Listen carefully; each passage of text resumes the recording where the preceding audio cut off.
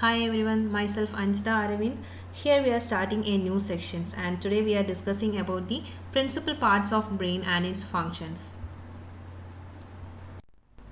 In order to understand the terminologies which is used for the principal parts of an adult brain, we have to know the brain development process. On the last section, we are already discussed about the brain development in an embryo. So if you have any doubt, you can refer the video. And here we are starting with the principal parts of the brain. The adult brain, which consists of four main parts, and here I added an image. In this image we can see the four major parts, that is the cerebellum, brainstem, diencephalon and the cerebrum. And the brainstem is continuous with the spinal cord and it consists of medulla oblongata, pons and midbrain portion, and posterior to the brainstem is the cerebellum and superior to the brainstem is diencephalon. And diencephalon, which consists of the thalamus, hypothalamus and epithalamus, and supported on the diencephalon and the brainstem is the cerebrum. Cerebrum is the largest part of the brain. So these four are the principal parts of a brain. We already discussed the principal parts of the brain, and here we can see the protection or the protective covering of the brain. The brain is protected by mainly the cranial bones and the cranial meninges, and the cranial meninges has three layers, that the pia mater, arachnoid and the dura mater. And the cranial dura mater, it is composed of mainly two layers, and also cerebrospinal fluid, which will play a major role in the protection of the brain and also the spinal cord. Here we can see the protective covering of the brain, that is the cranium and the cranial meninges, which are surrounded and protect the whole brains. And here we can see the anterior view of the frontal section through the skulls, and in this picture we can see the cross section and the outer layer of skin and the parietal bone, and just below to the parietal bone we can see the cranial meninges. And the cranial meninges mainly consist of three layers, that is the dura mater, arachnoid mater and the pia mater. And the cranial meninges, which is continuous with the spinal meninges also, and there also they have the same names, that is the outer dura mater, middle arachnoid and the inner pia mater. And the cranial dura mater has two layers, but the spinal dura mater has only one layer. And the cranial dura mater has mainly two layers, that is the outer or external periosteal layer and internal meningeal layers. And also the three extensions of the dura mater separate the parts of the brain, and in this picture we can see that the flux cerebri, it is a dura mater, it is separate the brain, and here is the flux cerebri, it separates the two hemispheres of the cerebrum. And also there are other two extensions, that is the flux cerebelli, that separate the two hemispheres of the cerebellum, and tentorium cerebelli, it separates the cerebrum from the cerebellum. So these are the main three extensions of the dura mater, which separate the parts of the brain into three, that is flux cerebri, flux cerebelli and the tentorium cerebelli. So these are the cranial bones and the meninges which will protect our whole brain. Here we can see the extensions of the dura mater. We already said that mainly there are three extensions of dura mater, and the neural layers around the brain are fused together except where they separate to enclose the dural venous sinus. The venous sinus, which will drain the venous blood from the brain and deliver it into the internal jugular veins, and also there is no epidural space around the brain. And the three extensions of the dura mater, that is the flux cerebri, flux cerebelli and the tentorium cerebelli. The flux cerebri, which separate the two hemispheres of the cerebrum, and the flux cerebelli separate the two hemispheres of the cerebellum, and the tentorium cerebelli separate the cerebrum from the cerebellum. So these three extensions can seen in this picture. Now we will discuss about the blood flow to the brain, and blood flows to the brain mainly via the internal carotid and the vertebral arteries, and the dural venous sinus drain into the internal jugular veins to return the blood from the head to the heart region. And in the cardiovascular chapter we already discussed the branches of the arteries and veins, and you can refer the chapter. And in this picture I added the brachiocephalic trunk in the neck and the head region. So these arteries and veins which will control the blood flow to the brain. Next we will discuss the importance of the blood flow to the brain. And in an adult, the brain represents only 2% of the total body weight, but it consumes about 20% of the oxygen and glucose used by the body. Even even when we are resting state also. And we all know that the neurons synthesize ATP from glucose by various reactions, and it may use as oxygens. And when the activity of the neurons or neuroglia increases in a particular region of the brain, the blood flow to that area also increases. And even a brief slowing of brain blood flow may causes disorientation of lack of consciousness. We can consider an example, that is when we stand up too quickly after sitting for a long period of time. And if blood entering the brain has low level of glucose, it may lead to mental confusion, dizziness, convulsions, and loss of consciousness may occur. And people with diabetes must be vigilant about their blood sugar levels, because these levels can drop quickly, and it leading to diabetic shock, and which is characterized by seizure, coma, and possibly it may lead to death also. So this is the importance of the blood flow to the brain. We all will heard about the blood-brain barrier. So what is blood-brain barrier? How it is formed? It consists of mainly of tight junctions that seal together the endothelial cells of the brain blood capillaries and a thick basement membrane that surround the capillaries. And the blood-brain barrier, which protect the brain cells from the harmful substances and pathogens by serving as a selective barrier to prevent the passage of many substances from the blood into the brain. For example, the blood-brain barrier, which can prevent the entry of therapeutic drugs. When we considering a water-soluble substances such as glucose that can cross the blood-brain barrier by active transport mechanism, and other substances such as creatine, urea, and most ions cross the blood-brain barrier very slowly. And some other substances such as proteins and most antibiotic drugs, it do not pass from the blood into the brain tissues. But however, the lipid soluble substances such as oxygen, carbon dioxide, alcohols, and most anesthetic agents are able to access the brain tissues freely.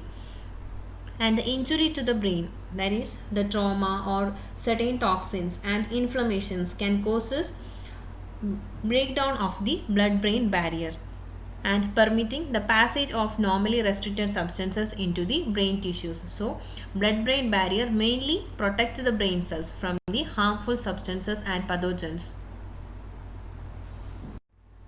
Next, we will discuss about the cerebrospinal fluid, otherwise known as the CSF. CSF is a clear colorless liquid, and it is composed primarily of water, and it protects the brain and the spinal cord from the chemical and physical injuries. And it also carries small amount of oxygen, glucose, and other needed chemicals from the blood to the neurons and the neuroglia. And CSF continuously circulate through the cavities in the brain and the spinal cord and around the brain and the spinal cord in the subarachnoid space, that is the space in between the arachnoid matter and the pia mater. And the total volume of the CSF in an adult is 80 to 150 ml. And the CSF also contains small amount of glucose, proteins, lactic acid, urea, and cations such as sodium, potassium, calcium, magnesium, and anions such as chlorine and bicarbonate. And CSF also contains some white blood cells in it. And in the figure we can see the 4 CSF filled cavities within the brains, and which are called ventricles, and the lateral ventricles in each hemispheres of the cerebrum. And the third ventricle is a narrow slit-like cavity along the midline superior to the hypothalamus and between the right and left halves of the thalamus. And the fourth ventricle lies between the brainstem and the cerebellum. So these are the 4 CSF filled cavities. It is known as the ventricles, that is 2 lateral ventricles, third ventricle, and fourth ventricles. And the main functions of the CSF, that is mainly CSF has 3 basic functions, that is the mechanical protection, homeostatic functions, and circulation. And when we considering the circulating function, here CSF acts as a medium for the minor exchange of the nutrients and the waste products between the blood and adjacent nervous tissue. So this is the composition and functions of the CSF. Here I added an image which will shows the ventricles and the choroid plexus, and in this image we can see the lateral ventricles in each hemisphere of the cerebrum, and anteriorly the lateral ventricles are separated by a thin membrane, that is the septum pellucidum. And we can also see the choroid plexus. The majority of the CSF production is from the choroid plexus. An enlarged section of choroid plexus is shown in the image, and this is a network of blood capillaries in the walls of the ventricles, and the ependymal cells joined by the tight junctions cover the capillaries of the choroid plexus. We can see the ependymal cells which is joined by the tight junctions and it cover the capillaries of the choroid plexus, and the selected substances, mostly the water content from the blood plasma, which is filtered from the capillaries and are secreted by the ependymal cells to produce the cerebrospinal fluid. This is the production of the or formation of the CSF in the ventricle portions. In this single structure, we can see the circulation of the CSF. We already said that the CSF is formed in the choroid plexus of each lateral ventricles, and then it flows into the third ventricles through two narrow openings, that is the intraventricular foramina, and more amount of CSF is added by the choroid plexus in the roof of the third ventricle, and the fluid then flows into the fourth ventricles through the aqueduct of the midbrain or the cerebral aqueduct, and it passes into the midbrain region into the fourth ventricles, and the choroid plexus of fourth ventricle contributes more amount of the CSF again into it, and the CSF enters the subarachnoid spaces through three openings of the roof of the fourth ventricle, that is a single median aperture and a paired lateral apertures on each side, and the CSF then circulate into the central canal of the spinal cord and in the subarachnoid space around the surface of the brain and spinal cord, and then the CSF is gradually reabsorbed into the blood through the arachnoid villi, which is a finger-like extension of the arachnoids that project into the dural venous sinus, especially in the superior sagittal sinus. Normally, the CSF is reabsorbed as rapidly as it is formed by the choroid plexus. Because the rate of formation and reabsorption are the same, the pressure of the CSF is normally constant, and in the picture we can see the summary of the formation, circulation and absorption of the cerebrospinal fluid simply. Now we will discuss about the principal parts of the brain. First we will discuss the brainstem. The brainstem is a part of the brain between the spinal cord and the diencephalon, and it consists of mainly three structures: medulla oblongata, pons and midbrain. And in this picture we can see the medulla oblongata in relation to the rest of the brainstem, and the brainstem, which consists of the three parts, the medulla oblongata, pons and midbrain, is shown in the image. First we will start with the medulla oblongata. Simply we can say the medulla, and it continues with the superior part of the spinal cord, and it begins at the foramen magnum and extends to the inferior border of the pons, so just a distance of 3 cm length.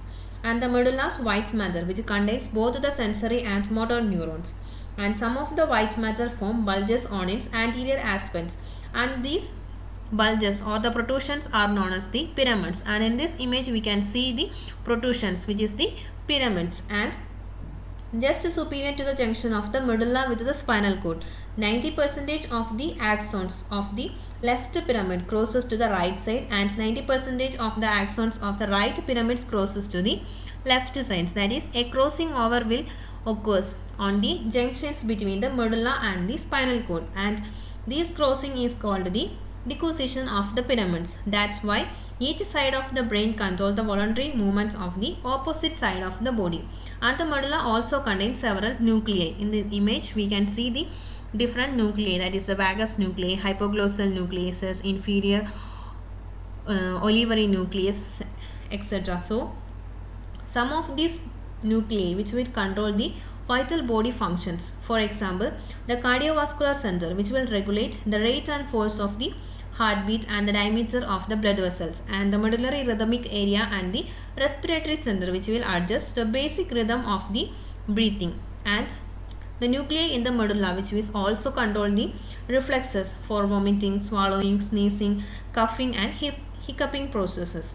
And in the image we can see that just lateral to the each pyramids there is an oval shaped swelling, and it is known as the olive, and within the olive there is an inferior olivary nucleus, and which receives the input from the cerebral cortex, red nucleus of the midbrain and the spinal cord, and the nuclei associated with the sensation of touch, pressure, vibration and conscious are located in the posterior part of the medulla. So these are the main parts of the medulla and which will control some of the vital functions in our body also.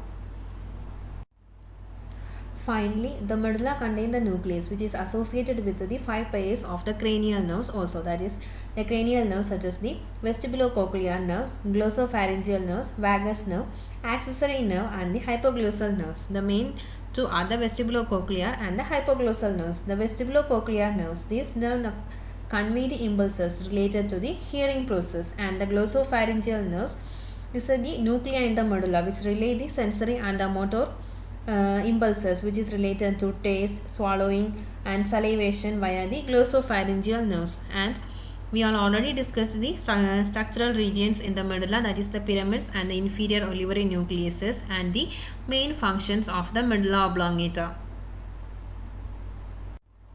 Next we will discuss the second part of the brainstem, that is the pons. Pons means bridge. It lies superior to the medulla and anterior to the cerebellum, and it is about 2.5 cm long. And like the medulla, the pons consist of both the nuclei and tracts. And as the name impulses, that is pons, we already said that pons means bridge. It acts as a bridge and that connect the part of the brain with one another, and these connections are provided by bundles of axons, and some axons of the pons connect the right and left side of the cerebellum and other part of the ascending sensory tract and the descending motor tracts. So the pons mainly act as a bridge to connect the parts of the brains. And the pons also have two major structural compartments, the ventral region and the dorsal region. And the ventral region of the pons form a large synaptic relay stations and consisting of scattered gray centers, and it is known as the pontine nuclei. And also other nuclei located in the pons are the pneumotaxic area and the apneustic area, and these areas helps to control the breathing movement. And the pons also contain nuclei which is associated with 4 pairs of the cranial nerves, that is the trigeminal nerves, abducens nerves, facial nerves and the vestibulocochlear nerves. And in this, the trigeminal nerves which plays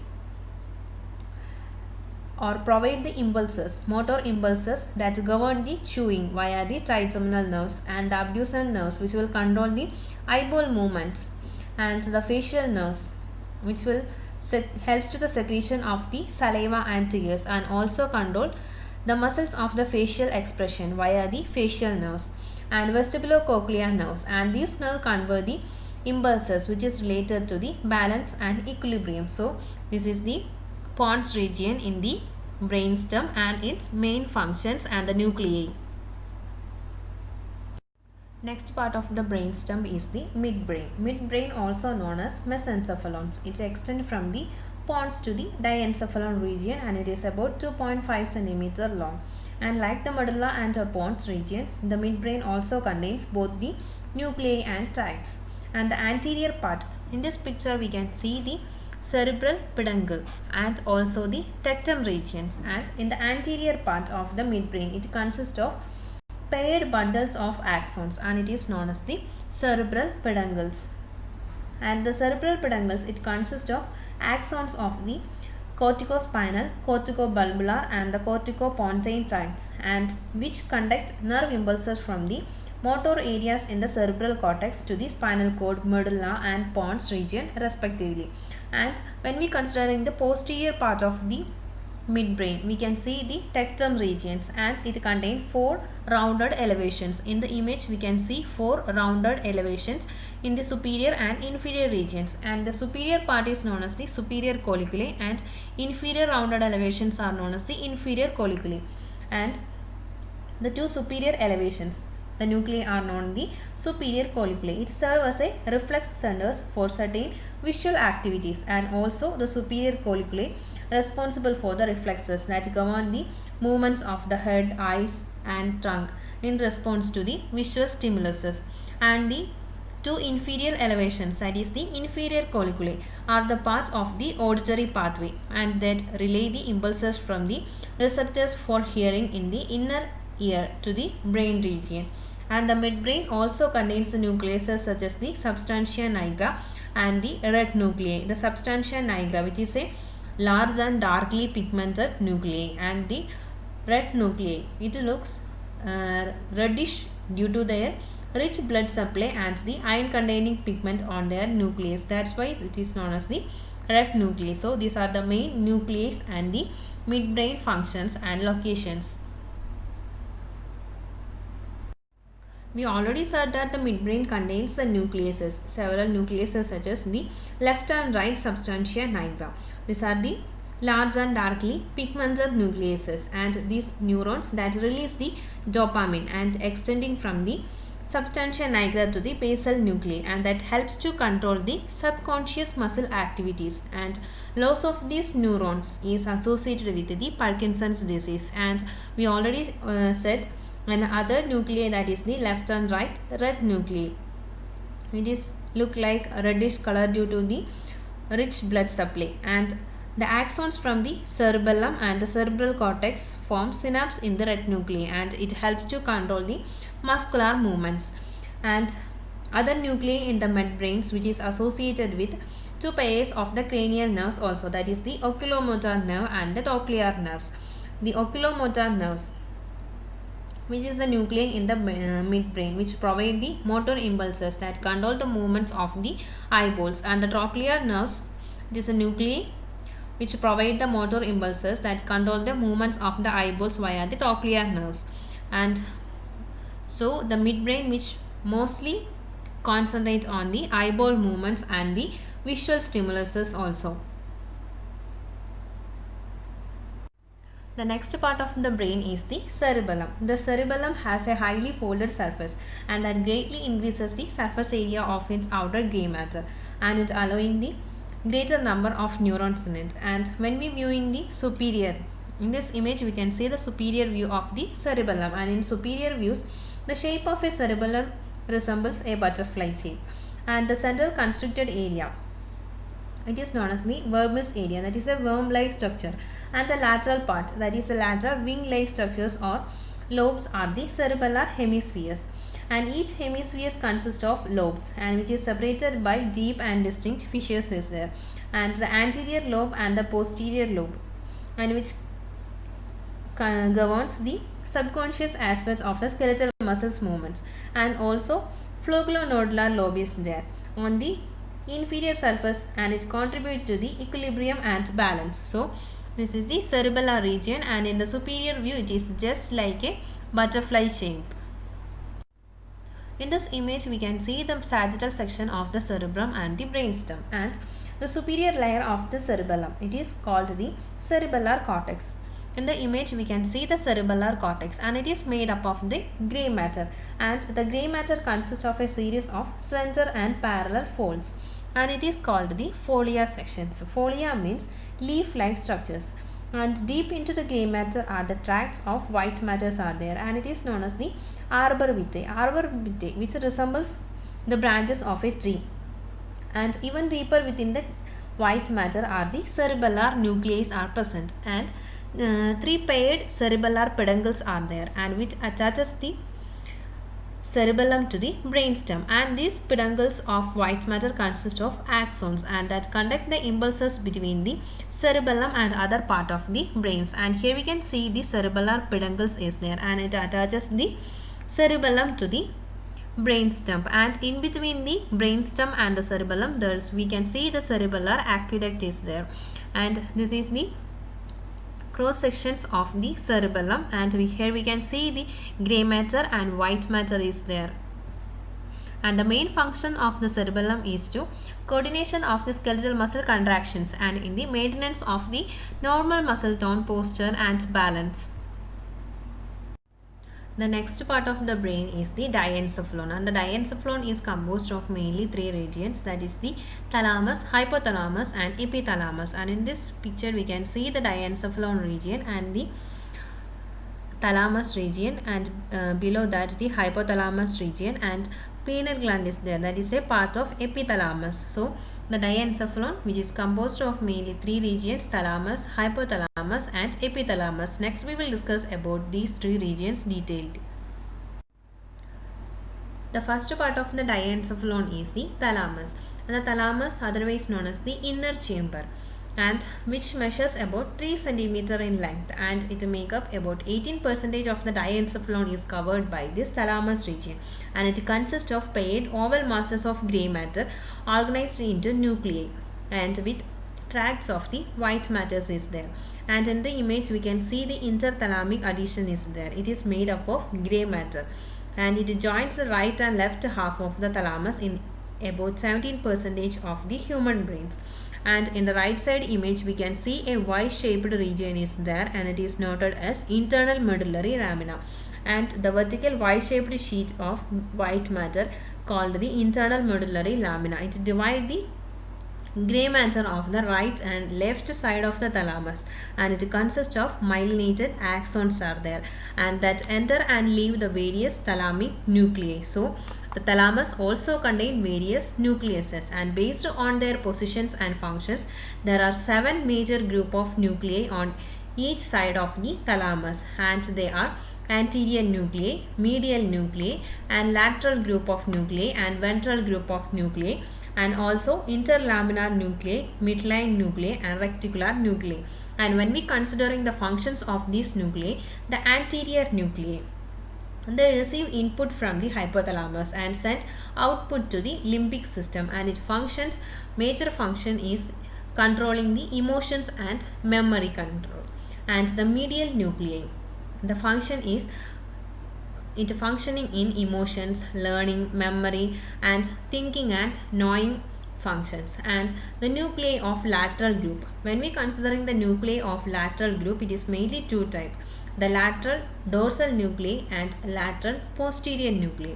The lateral dorsal nuclei function in the expression and emotions, and the posterior nuclei helps to integrate the sensory informations.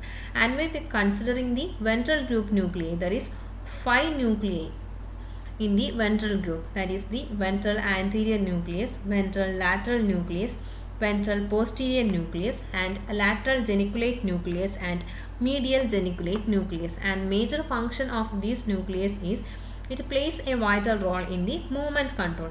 And the 5th nuclei in the thalamus is the interlaminar nuclei, and it has a function in sensory and the motor informations. And the midline nucleus which control the memory and olfactions. And the last 7th nuclei is the reticular nucleus, and this nucleus monitor and filters the activities of the other thalamic nucleus. So these are the 7 major nuclei which is present on the thalamus. And when we considering the major functions of the thalamus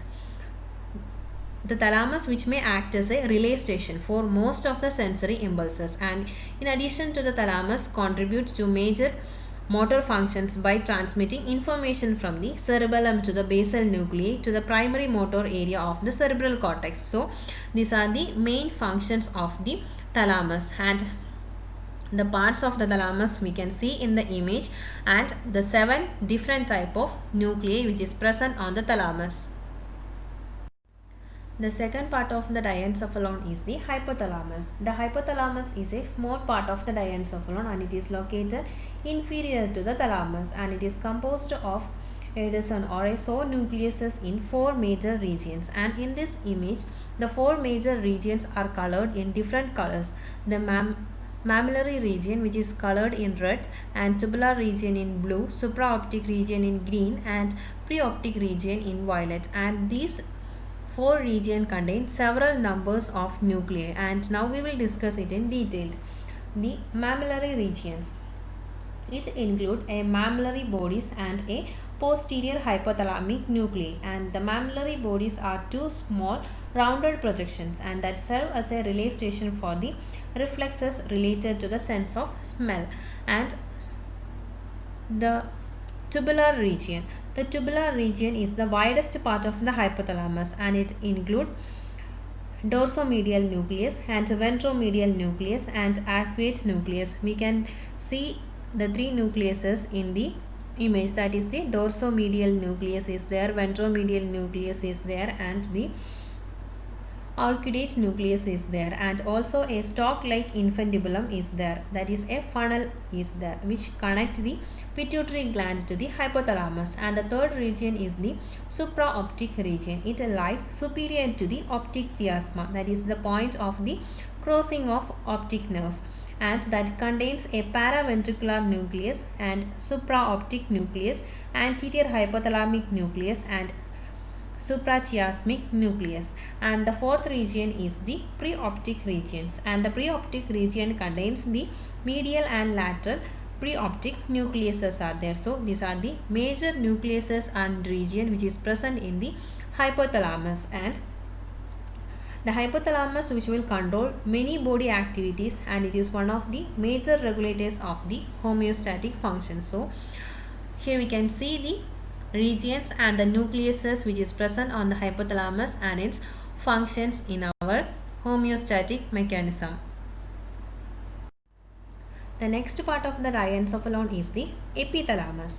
Epithalamus is a small region superior and posterior to the thalamus, and it consists of the pineal gland and the habenullar nuclei. In the image we can see the pineal gland and the habenullar nuclei, and the pineal gland is in a size of a small pea, and it is a projection, or it protrudes from the posterior midline of the third ventricles, and it also a part of the endocrine system because it liberates or secretes the hormone melatonin, and the habenullar nuclei which are involved in the olfactory function. So these are the major two parts of the epithalamus in the diencephalon region.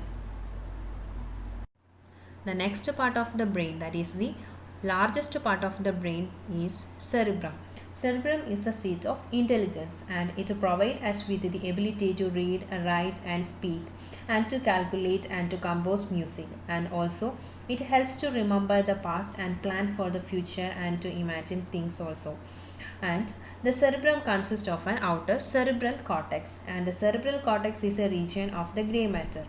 And during the embryonic development, when the brain size increases rapidly and the grey matter of the cortex enlarges much faster and deeper than the white matters inside it. As a result, the cortical regions which rolls and folds on itself, and these folds are called the gyres or convulsions, and the deepest grooves between these folds are known as the fissures, and the shallower grooves between the folds are termed as the sulcus.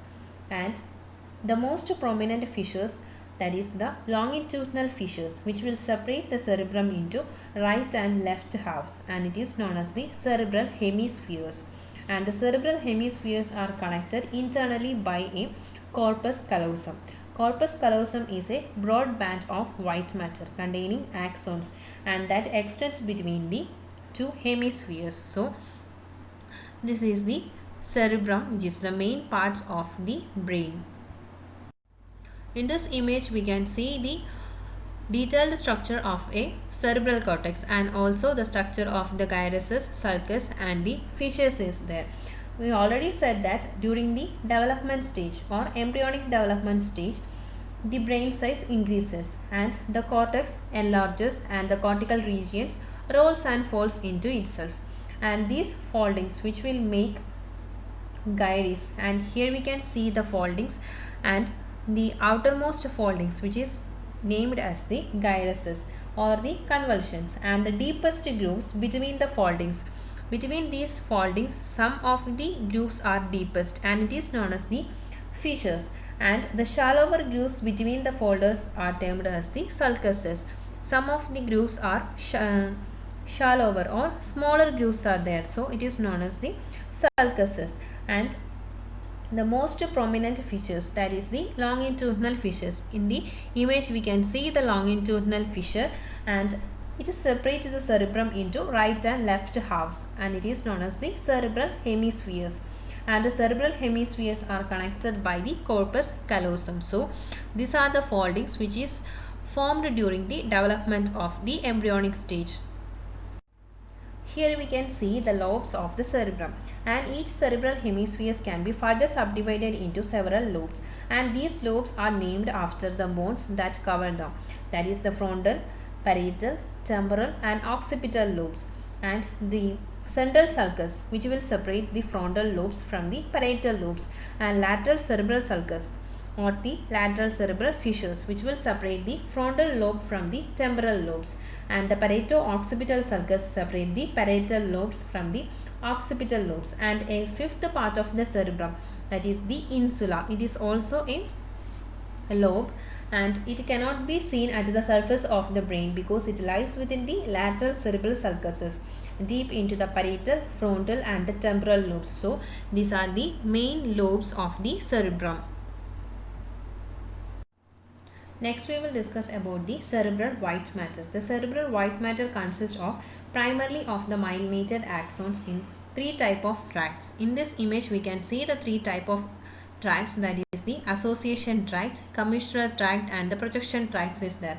The association tracts, it contains axons that conduct the nerve impulses between the gyri in the same hemispheres, but the commissural tracts, which contain the axons that conduct nerve impulses from the gyri in one cerebral hemispheres to the corresponding gyri in the other cerebral hemispheres. And there is three important group of commissural tracts are there, that is the corpus callosum and anterior and posterior commissure, and the next one is the projection tract. It contains the axons that conduct nerve impulses from the cerebrum to the lower part of the CNS, or from the lower part of the CNS to the cerebrum. So these are the three tracts of the white matter, that is the association tract.